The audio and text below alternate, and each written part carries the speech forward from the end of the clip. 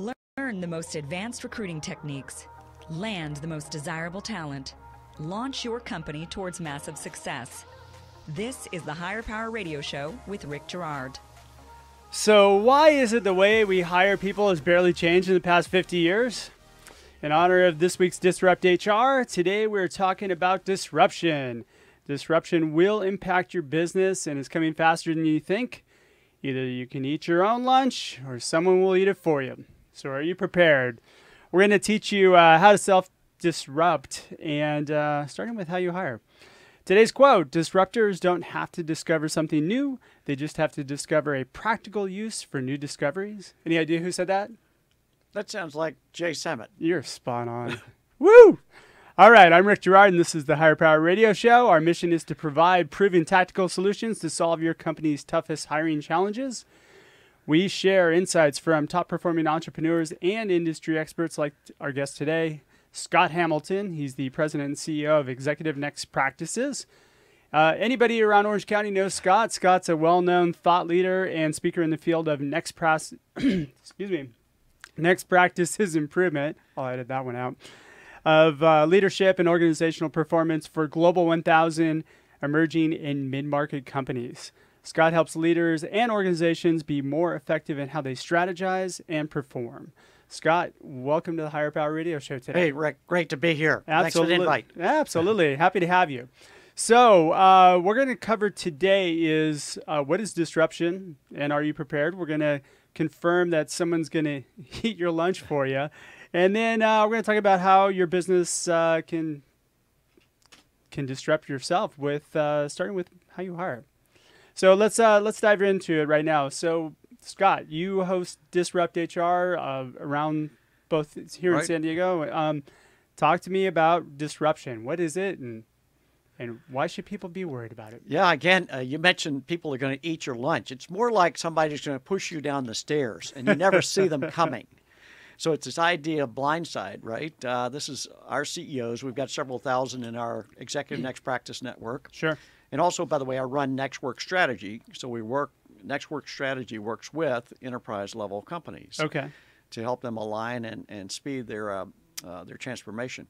So disruption is this idea that you potentially could be blindsided by somebody even from outside your industry could come in and take over your product line, your particular way of doing things. Yeah. It's the Uberization of organizations. You make a great point. I saw a presentation you did a few weeks ago where you were talking about, blindsiding. So was Yellow Cab Company completely blindsided by Uber? Probably, right? Yes. Obviously, because they didn't make and what's interesting is the largest companies, like the largest hotel company is Airbnb, yet they own no property. Yeah. So crazy. Right. Well, you've got Netflix. Sometimes it's blindsided. Sometimes we just fail to see. So the Netflix business model was presented to the Blockbuster board years before Netflix came along. Yeah. But they still ignored it. Which is great because I hated Blockbuster. And their late fees, they're obscene. So I was happy to see them go. So disruption is usually a term that's synonymously interchanged with both innovation and transformation, really. Right. And it's happening in such a quick rate now. And most of us just have blinders on and don't realize it. Would you agree? I would totally agree. What happens is we rush to standardize anything we do. As soon as we establish a business model, we say, great, let's set up processes and practices, and let's go follow those. Let's standardize them. And as soon as we standardize them, we immediately open ourselves up to disruption. Because that's the way we've always done it. We've always done it that way. Yeah. Status quo. We got some happy people in the background. Yeah. All right, so let's talk a little bit about where disruption comes from, because this is something that people have to realize, right? You mentioned, it's probably on the run me through where it typically comes from. Well, it typically comes from just totally looking at something in a new, fresh way, right? Besides my tongue. So what happens is we all get myopic to our field, to our industry, to our functional role, right? Sure. We start to look at it with blinders on. So it sometimes takes a fresh pair of eyes, or for us to get outside of our element to look at things differently. That's why you see so many people that take on sabbaticals and they come back, they've got a whole fresh outlook on life. Self-introspection. Yeah, absolutely. Yeah. Okay. Where do you see? So let's pick apart like maybe just a typical business that's out there. Like maybe, look at McDonald's. I don't know. Is that something that can be disruptable? Yeah, absolutely. The whole food service model, now you're applying robotics, AI to that. So it's not going to be unusual to go to a McDonald's in the future within 5 years and there will not be any people at all. It'll all be done by robotics and a combination of that and AI. Yeah, and so the climate is shifting as far as jobs go, for sure. So, the menial tasks are the ones that are going to be eliminated first. Sure, yeah. That's going to be unfortunate for a lot of people, though. It's going to have displacement issues. Yeah, it is. Repercussions. And this kind of jumps into a different arena. Yeah. But for people, it comes now down to a matter of, according to Mark Cuban, is a big proponent of this. Yeah. It comes down to creativity, judgment, being able to see the future, which so far AI can't do extremely well. So it's, again, that idea of really using the human characteristics of being extremely creative. And that's where people can come up with this idea of ideation and keep yourself ahead of the game. Yeah. Yeah, you have to keep yourself relevant in whatever you're doing, right? Yeah, absolutely. So basically, the knowledge-based workers are really going to be, 5-10 years out, the only people that are still around in jobs? Yeah, it really is. And then structurally as a society, we're going to find other roles for people that are not in that quote-unquote knowledge worker class or knowledge worker segment. Yeah. There will be other opportunities. Got it. So this is mainly stemming from technology, right? Yeah, it has a lot to do with digital transformation. That's what it's always been about, and it continues to happen. Keep in mind, though, we've got a long way to go. Just look at healthcare and how far it's got to go before we really have got that streamlined and efficient as it could be. Look at governmental services. There are a lot of fields that still have not been absolutely transformed. Yeah. Even banks, major banks, are still holding on to their mainframes. Is that primarily because of the regulations and all the red tape that's been in there? Red tape and just the transformation cost of going, in the case of banks, going away from mainframe computers onto cloud-based systems. It's a huge, huge transformation. So here's a sideline note. If you are a COBOL, if you know how to program in COBOL, and I don't care what age you are, that's still a vibrant field God, right does now. anybody really know how to print it? Like, It's I remember amazing. that when I was a kid. Exactly. I think Fortran and COBOL were like, I took a coding class in high school, and that's what it was. Right. I'm going to age myself. Well, thanks to the major banks, that's in a booming field right now. God, really? Yeah. It's funny because I work in technology, and everything is Java, C++, open source. I mean, it's like there's really got it. If somebody came to me and said, I'm looking for a COBOL programmer, I'd say, I have no idea where to find one. All right, so so technology driven, we're looking at AI, we're looking at machine learning, blockchain, even, you mentioned automation, just automating processes, simple processes. Yeah. Robotics. Yeah. But, here's the thing about when we talk more generally about talent and innovation. Mm-hmm. Here's the biggest hurdle we have to overcome. That is tapping the collective intelligence of organizations. So right now we tap about 3% of our collective IQ. That's according to the neural leadership studies that we've seen. So 3% of the IQ that you have in your company, that's all you're tapping That's all into? we're tapping. Really? Usually it's the 8-person executive team that's contributing, but not the 50,000 people or 8 people underneath them. So that's how where all do the you best tap ideas that? come from, too. It's where the best ideas come from. Yeah. All the best products have come from within an organization, not from the top. It kind of reminds me, do you ever see that movie Elf with Will Ferrell? Right. Remember the part where he's in the mailroom and, Yeah. and they're sitting there, I think they're drinking, and basically he says, I got great ideas. I'm stuck here in this mailroom. I got so many great ideas for this company. So maybe we should check the mailroom.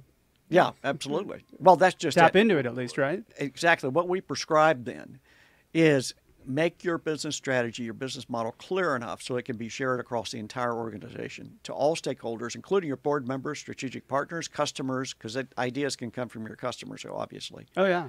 So make your business model clear enough where it can be shared. So we've done a lot of work in this field where we do what we call business strategy mapping, where people can literally see it, touch it, feel it, and share their ideas about how they can improve it or knock it down. If you're just turning into the podcast or joining us on the live stream, you're listening to the Higher Power Radio Show. I'm your host, Rick Girard, and today our guest is Scott Hamilton. He's the president and CEO of Executive Next Practices. So we just discussed a little bit about disruption. Now we're going to go into how do you disrupt. So let's dive right into that. So why it's important to start innovating or disrupting your organization? Yeah, here's what we prescribe. Let's just say you take your team off-site right now for a strategic session. Yep. Even if just you're a one-person firm or you got 5 people. Sure. Taking them off-site out of your current environment to do a deep dive on your strategy. Get away from your environment. No distractions, no phones, no other interference from the media.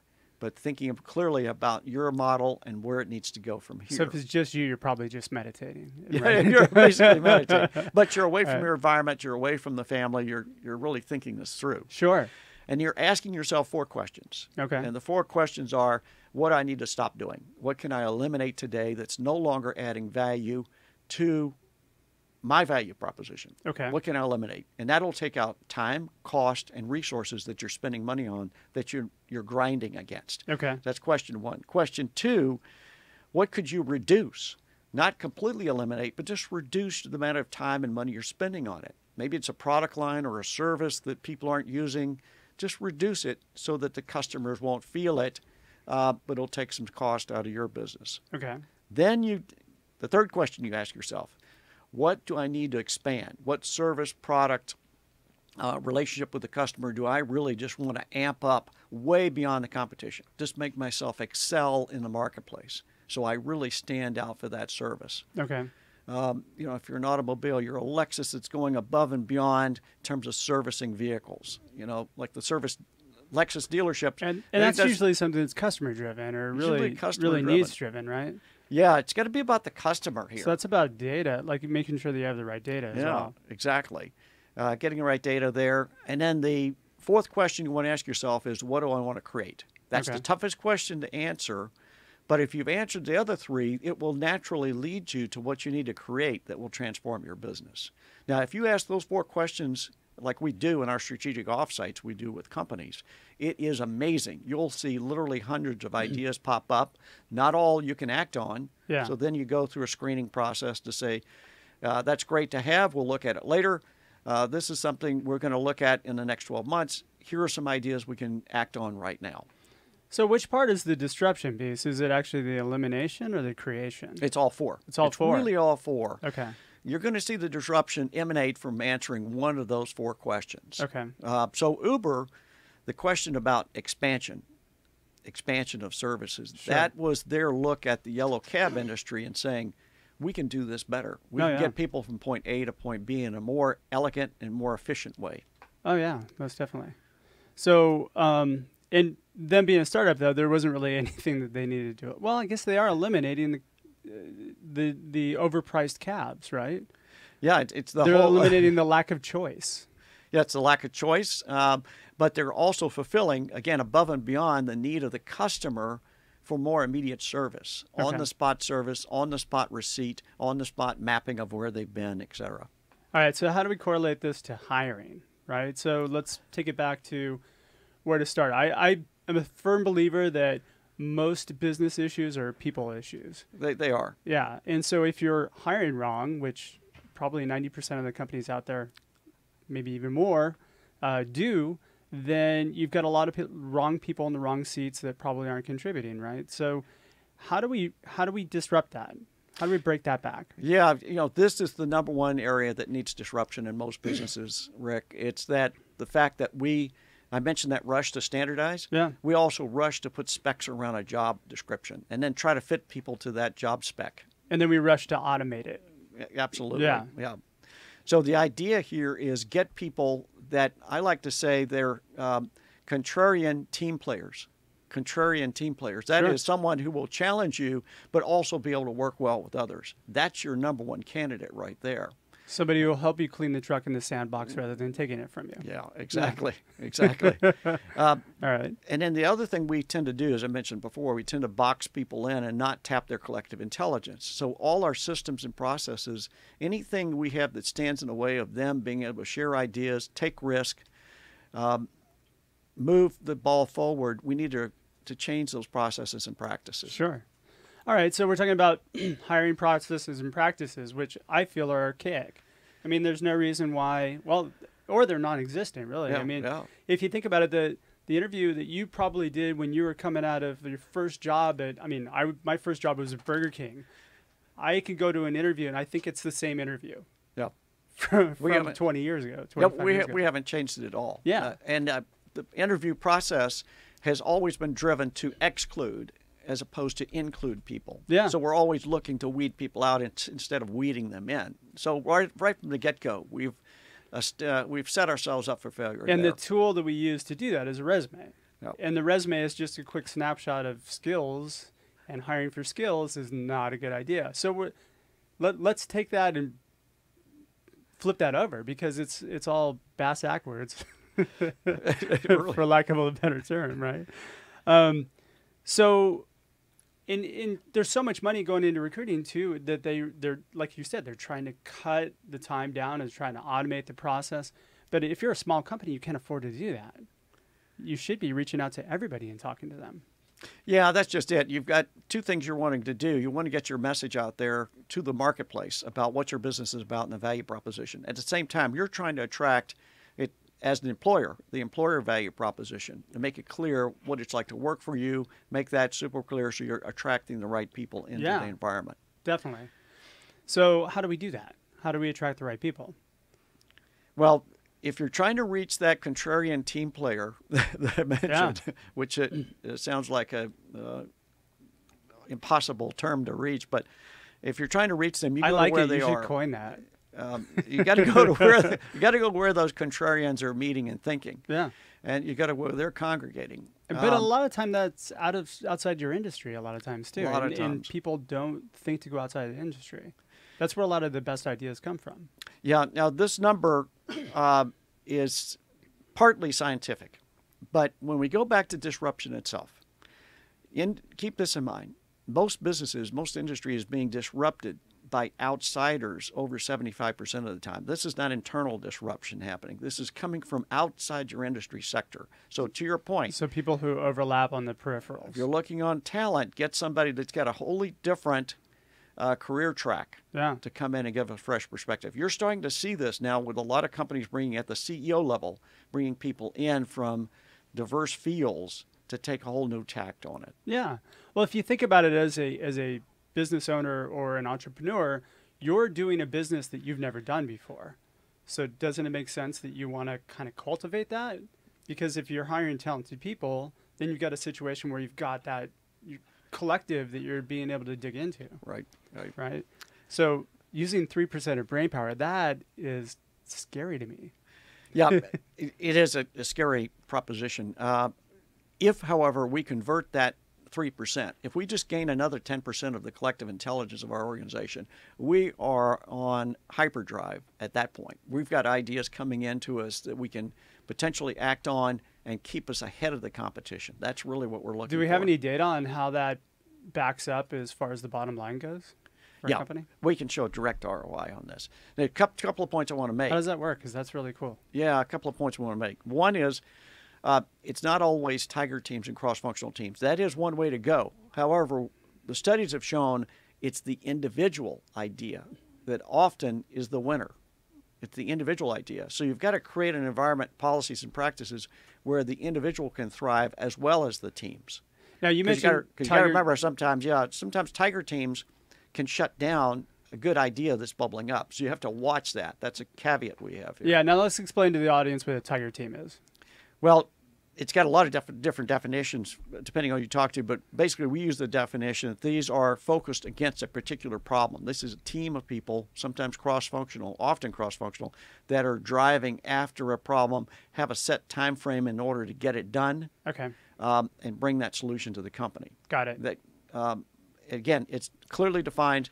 with a clearly defined role and timetable. That's the way we've seen it work the best. Got it. So they're put together and designed to disrupt your current model. Yeah, exactly. Very good. Okay. Well, quick example, Fred Thiel, former chairman of Local.com, was famous for this. Yeah. He set aside a team whose sole charter was to disrupt his business. They went off into a different section of the building, said, okay, how do we disrupt the business today?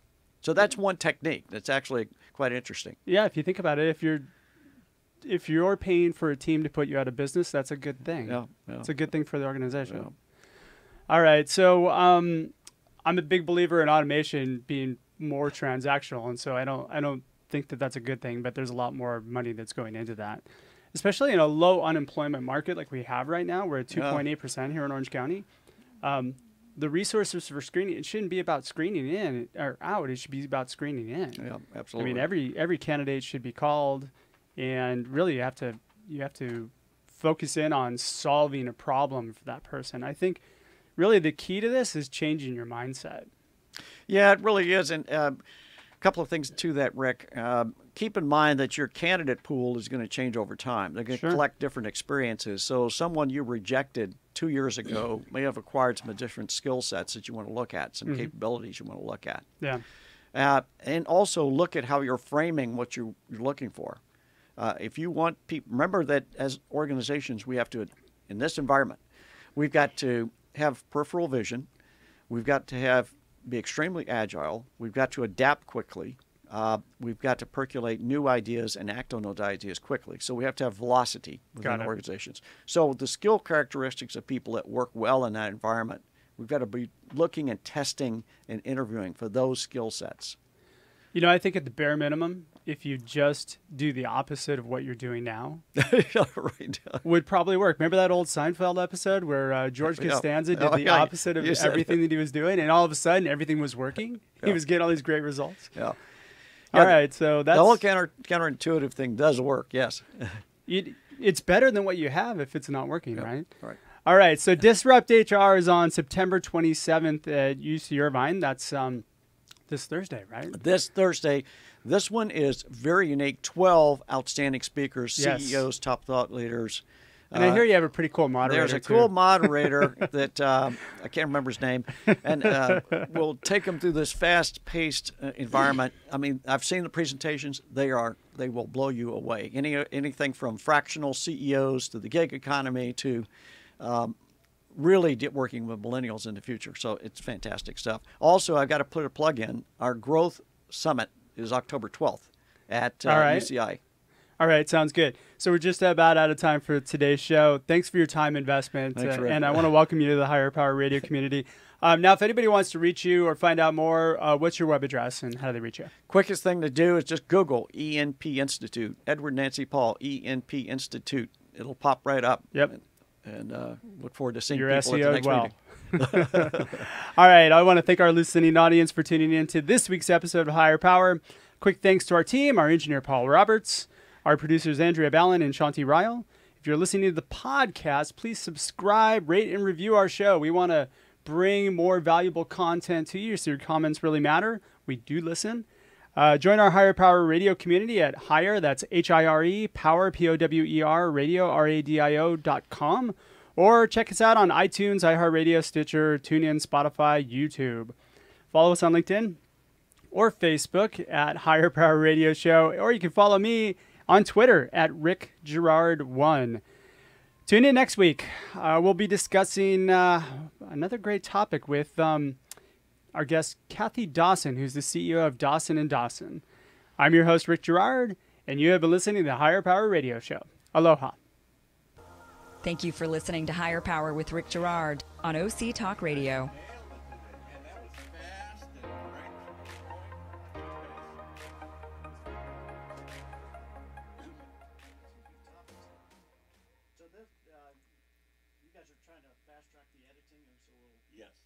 This will be up today, definitely. Fantastic. No, well, he'll have it in my box. I just have to get it.